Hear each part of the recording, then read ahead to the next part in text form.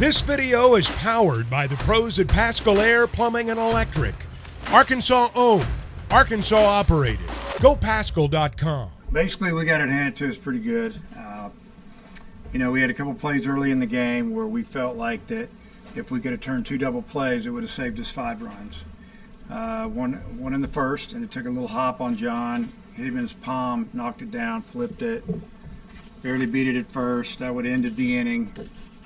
Ended up scoring 3 runs. And then, in the 5th inning, I think they had maybe first and second, 1 out, and had a ground ball to third. Couldn't get the ball out of his glove. Finally does. Makes a pretty good pivot throw to second baseman, who does a great job of turning it. Again, bang, bang, he's safe. And they scored 2 runs. And that was the one that probably really hurt us, because we had just kind of turned the corner, tied the game, I think, at the time. It was 4-4. Next thing you know, we're down 6-4, and had to throw, a bunch more pitches, and then it was on. But, had some guys that are really swinging it well. We got some that aren't swinging it well at all. And, give credit to TCU. They didn't swing at balls. They stole bases. They just did a great job of kind of taking it to us. And, we threw some young guys out there. Gage Wood early, he'd been pitching great for us. And I think it was just, at the time, just a little too nervous. And that, I think you'll see a lot better pitcher down the road. So, with that being said, I'm glad we got another game tomorrow. Coach, with Callie, what are those conversations like after the first 2 games of his season with a guy that was so consistent for you, all hitting all season? What are those conversations like? Well, his batting average against starting pitching has been pretty good, but he's had some bad days. I mean, he struck out 4 times in a game last week in a scrimmage, and I don't know if he had a hit for 2 or 3 days, and then he'll go 4 for 4. And we need him to hit. He's not hitting. He's so I mean, the conversation is, you're an older guy. You've shown you can hit this caliber of pitching, and because our top 5 or 6 guys are as good as anybody's top 5 or 6 guys, and he's hit those guys. So he needs to pick it up a little bit for us to really have a tough lineup. What went wrong for Will McIntyre? Couldn't locate. I mean, he was throwing the ball belt high. Our dugouts are way down the side, but everything was right around the waist. It wasn't down around the knees or a little below. He was leaving the ball up where they could see it, and his thing is to start it out about belt high, and it ends up a lot lower, running and sinking, and then locating that fastball when they're looking for that cutter. And he just didn't do it. Even when he got ahead at 0-2, he gave up some hits because he just left pitches up. Jared, it looked like it was a cutter that you hit out, or at least that's what the scoreboard said. Just what did you see up at the plate today, and just how good it was to get a few good swings on? Yeah, just basically got good pitches to hit, and made them count. So. Zach, the first couple innings were kind of chaotic. How would you assess your performance coming in and settling things down for a little bit? Going out there with that type of situation, I just try to eliminate the damage as much as I can. And I feel like, in a way, I did a good job at eliminating most of it. And we just needed someone to go in there and just put up zeros, try to give our offense a chance. So I feel like I did a pretty decent job at that.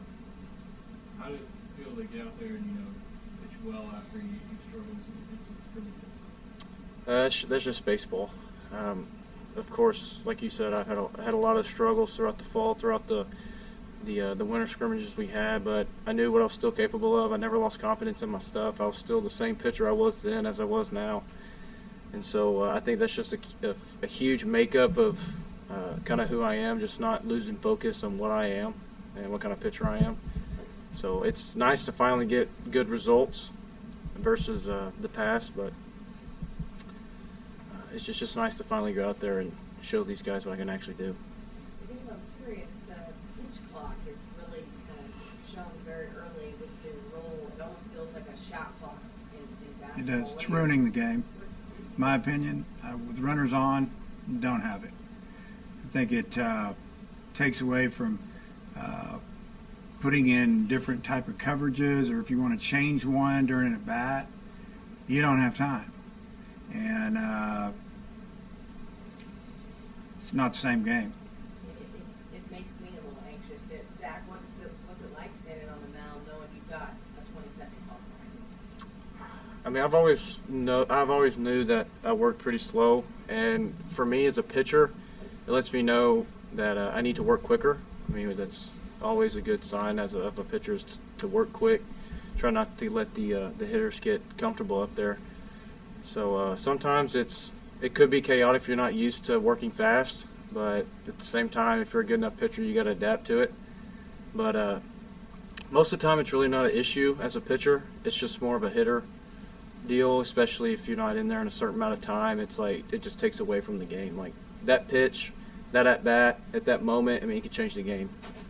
So, Dave, did you feel like the pitch clock situation was helping TCU in the run game get things going a little bit? Well, if it's getting down to 3, 2, 1, and they're on base, they know our pitcher's got a pitch. They can kind of get a pretty good little start there.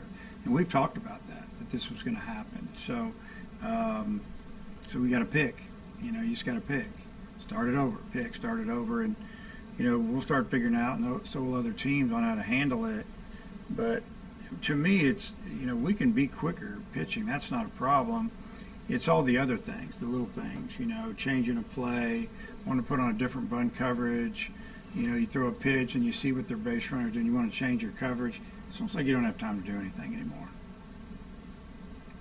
For Dave, how happy were you with your approach against the starter, getting him out in the second? What was the first reliever come in and stabilize things? I thought we did a good job of getting his pitch count up again, just like we did yesterday.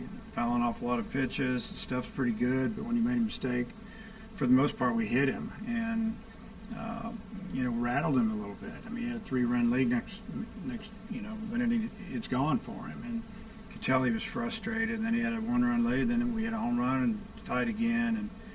And but the reliever that came in, I mean, he just pitched. If that board's right, he was throwing 90, 91 miles an hour with his fastball for the most part, and he spotted his changeup a little bit, and he had a decent breaking ball, but he didn't throw the ball over the middle of the plate, it's my guess. And, we're way off to the side again. And we hit some balls hard, but there were some opportunities missed.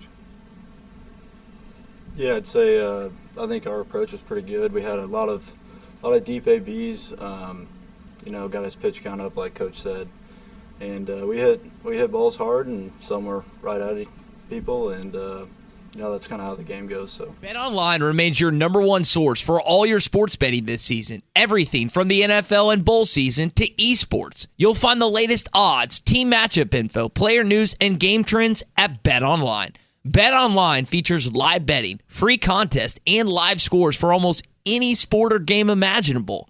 We're the fastest and easiest way to bet on all your favorite leagues and events. Head to betonline.ag to join and receive a 50% welcome bonus on your first deposit. Make sure to use the promo code BELIEVE to receive your rewards. That's BLEAV.